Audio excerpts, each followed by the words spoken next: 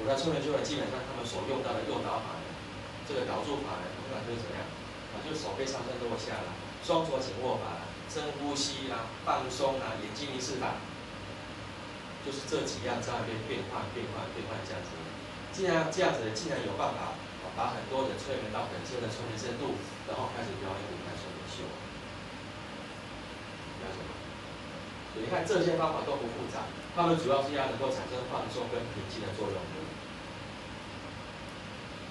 所以说呢，我们讲说呢，我们只要第一天学会了催眠的测试方法，基本上他当天晚上呢就有能力去饭店表演舞台催眠秀。我们是有影片可以证明给大家看，不过这个不是我们课程内容。那我们刚刚提到说有一个手掌互动测试法，这个是比较特别的，也是比较少见的。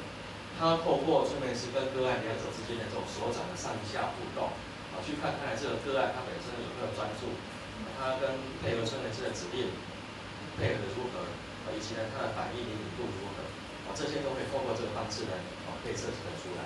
等一下呢，我们这个要找一个同学上来做示范，有没有自告奋勇的？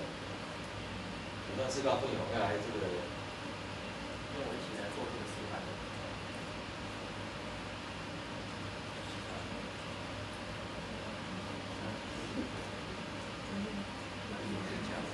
没有啊，没有吃药，你好。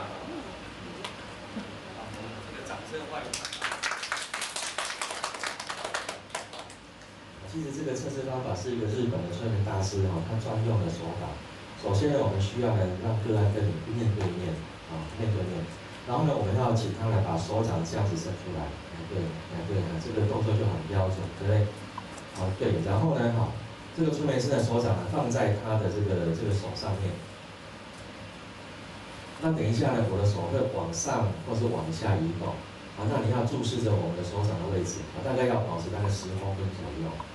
那等一下我手掌往上的时候呢，就让你的手掌也跟着我往上，然后保持呢10公分的距离。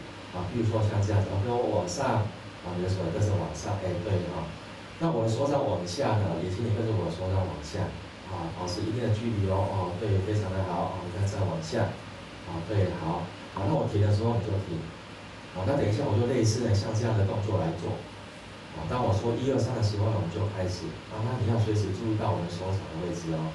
1、2、3，对，非常的好，非常的专注，感觉到我们手掌的移动，也许你还会感觉到我们手掌中间呢有一种无形的吸引力，非常的好，对，非常好，对，你做的很好。对，做得非常的好。好，给他掌声，给他鼓励一下。